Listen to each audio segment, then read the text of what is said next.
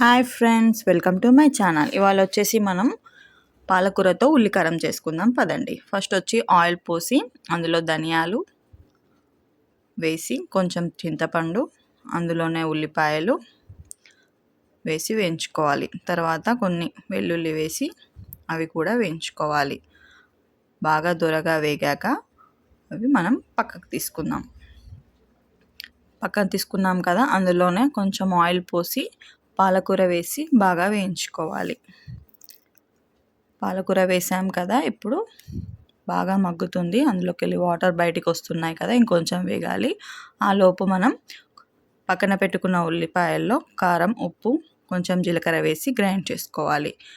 Grind చేసి పక్కన పెట్టుకున్నాం కదా, ఇందులోకి వెళ్ళి వాటర్ అయిపోయాయి కదా, అందులో కొంచెం పసుపు వేసి బాగా కలిపి అందులోనే మనం ఇప్పుడు గ్రైండ్ చేసుకున్న మిశ్రమాన్ని వేసుకోవాలి. వేసుకొని బాగా కలిపి కాసేపు మూత పెట్టి మగ్గించుకోవాలి.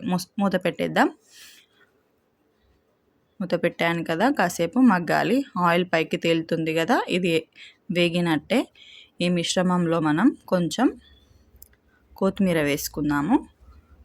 ఇప్పుడు కొంచెం కొత్తిమీర వేసేద్దాం. కొత్తిమీర వేసాను. కొత్తిమీర వేసి కాసేపు మగ్గించుకోవాలి. అంతే, పాలకూర ఉల్లికారం రెడీ. ఈ వీడియో మీకు నచ్చినట్టయితే సబ్స్క్రైబ్ చేసుకోండి ఫ్రెండ్స్. ట్రై చేసి కామెంట్లో చెప్పండి.